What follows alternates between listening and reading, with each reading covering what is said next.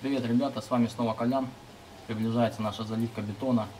И, короче, сегодня мы сейчас будем укреплять опалубку и заодно закроем щиты, которые у меня без клеенки, чтобы их потом можно было снять. Потому что, чтобы дерево не пришло в негодность, короче говоря. Короче, мы для этих будем целей использовать. Щиты я закрою обычным рубероидом. Такой вот у меня рубероид. Короче, на самом деле покупал я его, чтобы лаги обматывать. Но, короче, покупал его вслепую, то есть просто по звонку. И когда мне его привезли, я понял, что он вот таким вот фуфломицином, как бы, лаги обматывать, как бы, ну, не вариант, нужно что-то посерьезнее. Поэтому я решил его пустить, как бы, в расходное дело. Кстати, вот что с ним бывает, когда он полежит. Он у меня пролежал где-то полгода. Сейчас, чтобы вам было видно. То есть вот, видите, он весь слипся, короче. Хотя я хранил его правильно, как бы, лежа, не стоя. То есть, но он, может быть, на жаре сейчас у нас, короче, или как, он, короче, краю не поплавился.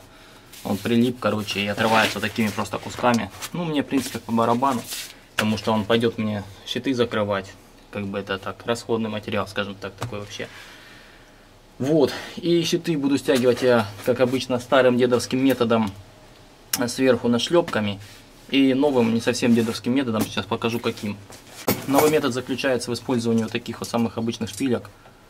Вот я взял 8-ку, поскольку арматура у меня там 10-я, как бы, и брать 10-ку мне смысла нету, как бы. Ну, в принципе, мне по барабану. В общем, короче говоря, у меня опалубка получилась 30 сантиметров. Я их напилю по 33. И при помощи вот таких вот, короче, гаек и болтов это дело все стяну. Стяну зачем? Чтобы у меня не распирали бока. Как обычно, это, знаете, средняя доска, она распирается там. Ну, либо там, которая самая плохо укрепленная, распирается, и потом вот такой вот, короче, получается армопояс. Такого не хочу. Это, во-первых, лишний бетон, во-вторых, это просто некрасиво, потом это все отштукатуривать, отделывать, короче, это полный цинус. Короче, вариант использования шпилек тут два. Значит, можно их использовать один раз, а можно многократно. Как бы, если хотите их использовать второй раз, можете купить еще в придачу пластиковую трубу и точно так же ее порезать по ширине вашей опалубки, да? Ставить внутрь и уже через нее запустить шпильку. И потом, впоследствии, когда вы зальете бетон, вы просто снимите опалубку, снимите, откройте шпильки, вытащите их и сможете их использовать еще раз. Ну, в бетоне то у вас останутся вот такие вот отверстия от труб, которые вы можете потом запенить. Я так делать не хочу, чтобы у меня бетон был дырявый, как бы не хочу заморачиваться с этими трубами. Мне проще 6 шпилек тут похоронить, мне их, ну, как бы 6 я прикинул, должно хватить вот так вот. Вот. Режу их по 33 сантиметра, попилю болгарочкой по 33 сантиметра, у меня их получится 18 штук. Как раз где-то через метр я их поставлю. Но в таком случае, когда вы ставите просто без трубы, то, естественно, вы уже потом просто скрутите гаечки, снимите свою опалубку, и шпилька останется похороненная в бетоне. Но зато не будет никаких там в бетоне отверстий. Также дополнительно шпильки будут играть у меня еще роль поддержки арматурного каркаса. Я что-то как-то думал, что там делать, там какие-то подставочки, стульчики, лягушечки, а потом я подумал, но я же все равно буду скреплять как бы все это дело, мою опалубку шпилькой. Ну и заодно на шпильку я подвешу каркас просто-напросто, он будет держаться на шпильке у меня и не будет лежать на стенке.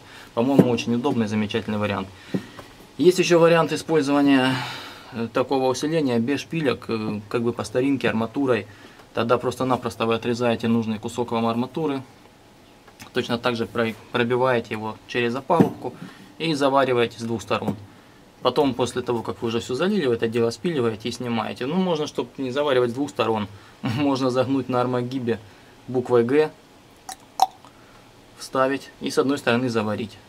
Но отпиливать вам в любом случае придется с двух сторон при демонтаже.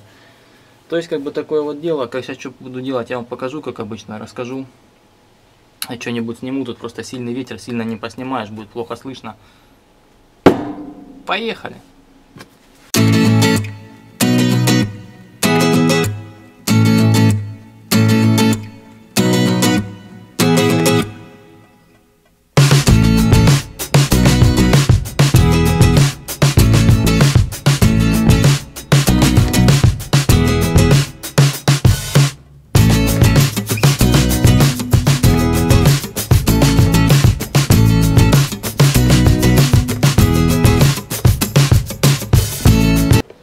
Так, ну и в общем, короче, напилил я вот таких вот себе чепушат.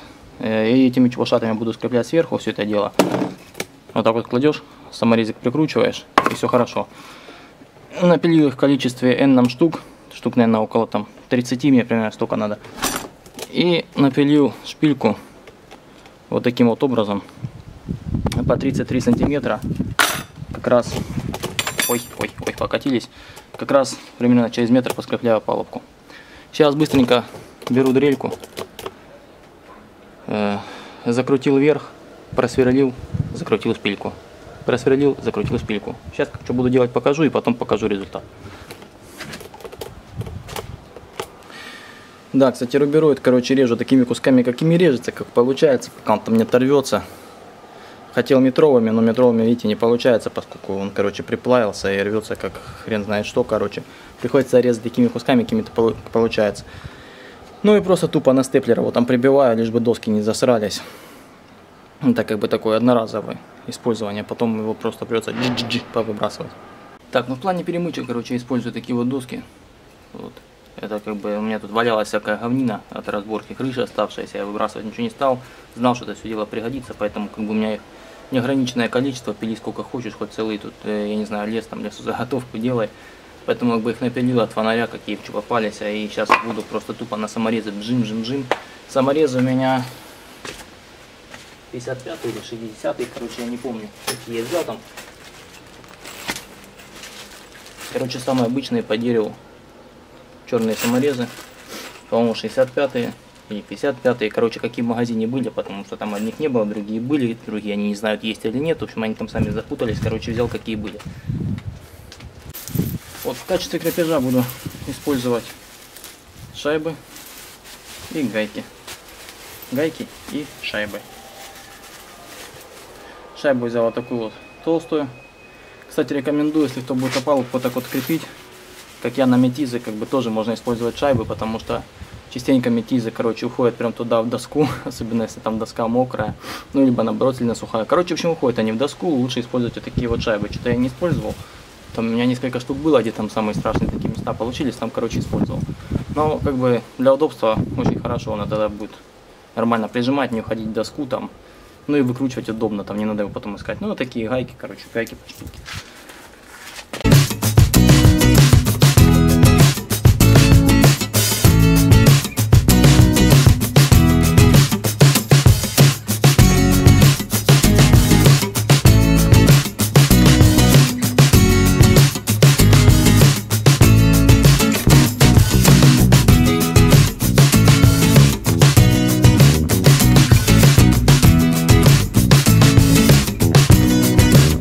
Так, ребят, в общем, внутренний размер у меня получается армопояса моего, ну, в опалубке, я имею в виду, 25 сантиметров. И чтобы каждый раз мне это вот расстояние не мерить рулеткой, я просто-напросто отпилил себе брусок 25, вставляю его внутрь опалубки, два края поджимаю и все, и кручу свою вот эту верхнюю перекладинку. Бэмс. И все, и не нужно каждый раз бегать с рулеткой.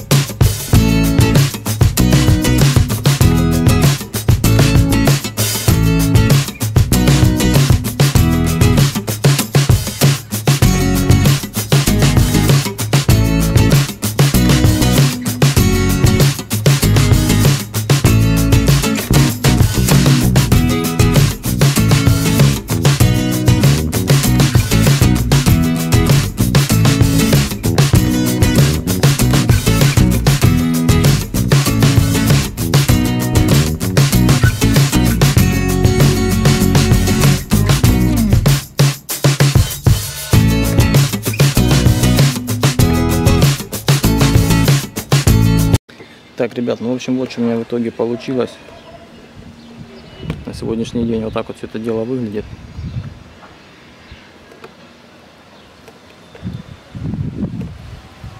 Единственный косячок, не хватило мне одной шпильки, вот на ту сторону буквально одной. В следующий раз домотаю, уже докручу там делов на 5 минут. И по-прежнему там сейчас не видно за рубероидом. Надо будет дырку, короче, закрыть. Рубероидом она закрылась, а досками нет.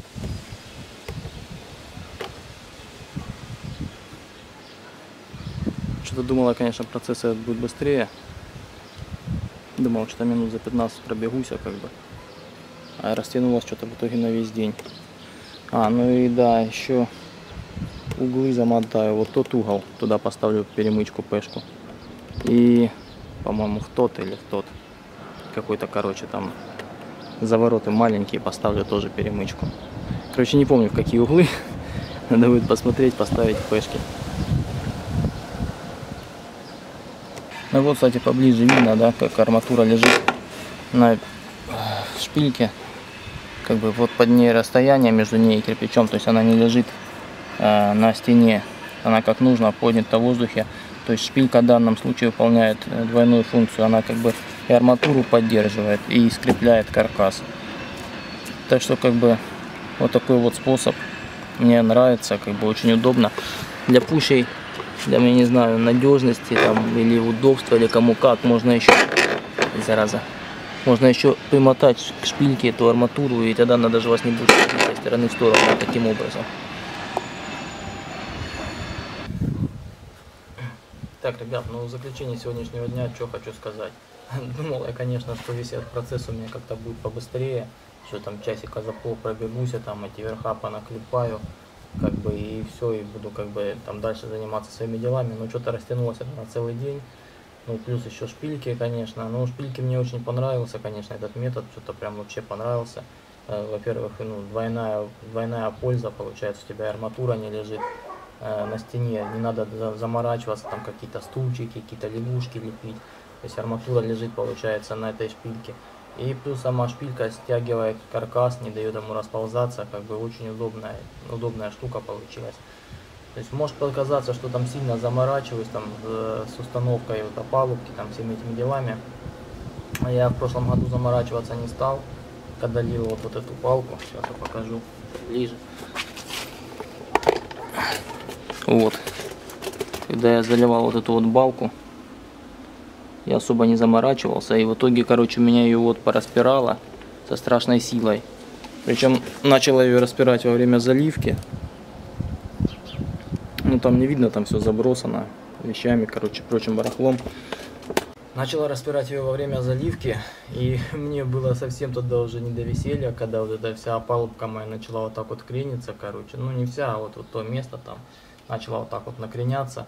В общем, я в срочном порядке начал вбивать в землю арматуру какую-то, короче, первую попавшуюся под руки, там распирать палками, чтобы все это дело как бы, потому что бетон в массе это очень тяжелое нечто, короче, грубо говоря, куб бетона, по-моему, 200-го, по-моему, весит что-то в районе 2500 или даже 2700, то есть куб бетона 2,5 тонны. Ну и как бы, я не помню, сколько у меня тут уже было. Тут она, я тут с ней переборщил, получилась она у меня по ширине 40 сантиметров и по высоте 43 там или что-то такое уже, ну что-то какая-то она огромная у меня получилась. Я слегка накололся с блоком, подумал, что блок 30, но только я протупил, что я 30 кладу вверх, вот, и как бы под 30 блок залил 43 сантиметра, вместо того, чтобы потом по 25 залить 30, ну не суть. Короче говоря, если там масса бетона начала переть, начала эту опалубку там мою зачуханную распирать со всех сторон, и как бы мне это не понравилось. Поэтому, когда я заливал уже под перегородки фундамент, я как бы там нормально сделал опалубку, нормально все раскопил, и все на меня четкие, ровные. И как бы с армопоясом тоже я не хочу там потом в срочном порядке бегать, чтобы докручивать, когда будет бетон, когда это все начнет распираться, тьфу, конечно. Это будет совсем, блин, короче, это будет катастрофа. Не хочу потом такие выпершие бока, вот такие перекошенные там эти армопояса, как бы, ну и в общем все эти дела. Поэтому решил заморочиться, укрепить опалубку как следует, нормально скрепить все по верхам. Я там думал, поставлю их пореже, но пореже не получается, потому что тогда она как бы хлипковатая. Решил ставить лучше почаще, много не мало. Вот, и решил как бы с этими шпильками заморочиться, потому что на самом деле 6 шпилек это не проблема там как бы вообще никакая. Там почикал их по 33 сантиметра, как раз с одной шпильки получается 3 штуки. Вот почикал их по 33 сантиметра, нашинковал, как бы и арматура спокойно лежит на них, и опалубка стянута, и в общем, короче, удобно, хорошо, классно. На самом деле такими шпильками можно и верха стягивать, но правда жирноватенько выходит, как бы, надо будет их много, и они как бы, ну, не дешевые, скажем так, и уйдет их достаточное количество. Если, конечно, вы планируете их снять там для дальнейшего использования, то можно, конечно, там трубы вставлять пластиковые, там какую-нибудь там пойти купить там дюймовку, там я не знаю, там или там меньше диаметра вряд ли есть, но дюймовку там можно, грубо говоря, купить или еще какую-то меньшую найти. И потом как бы через эти трубы вы обратно ее вытащите, эту шпильку, но опять же, это если вам они нужны, чтобы постоянно, там, если вы там занимаетесь, постоянно делаете там опалубки и все прочее. А если разово там для себя, то заморачиваться, я думаю, смысла нету, проще их там похоронить и пусть они там живут. Чем еще там трубы эти пилить, там запиливать, вставлять, короче, смысла я не вижу. Всем, как обычно, спасибо за просмотр. Кто посмотрел и не подписан, подписываемся обязательно. Кто посмотрел и не знает, когда будет следующее видео, нажмите колокольчик, потому что видео у меня сейчас выходит нерегулярно. Все, кто посмотрел и не поставил лайк, вот сейчас взяли, поставили лайк. Ну и, как обычно, всем пока, до встречи, увидимся. Пока-пока.